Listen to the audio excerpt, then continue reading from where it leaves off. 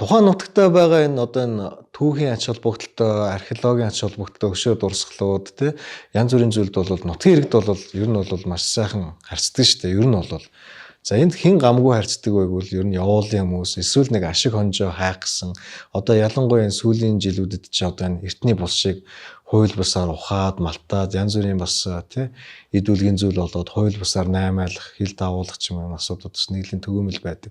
За энэ маань мэдээж улсын тусгай хамгаалалттай газруудад бол бараг гарахгүй байх гэж би бол итгэдэг. Харьцангуй хамгаалттай. Магадгүй орчны бүс ч юм уу хамгаалтанд авагдаагүй энэ газруудад бас иймэрхүү асуудлууд бас гарах асуудал байдаг. Нилээд хэдэн жилийн өмнө манай орчны бүсээс бүр зайтай бас эртний булш ухсан хэргийг Төв аймгийн цагдаагаас бид нар бас хамтраад илрүүлээд шалгалтанд өгчсэн тохиолдол ч бас байдаг.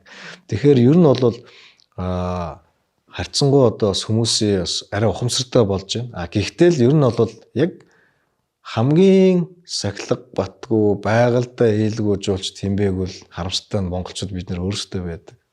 Дураараа хаа дуртай газараа машинаараа явах, шин зам гаргах, дуртай газараа майхс аваа барих, хоол хийх, тэ байгаа газрын түлээ модын түлхэж байт юм. За тэгэл цаашлах юм бол хууль бус ан нөгөө таруугаа агнаал энэ өмнөд бол эцсийн яг бид нарыг гадныхээс илүү бид нар өөрсдөө л байд юм дөө.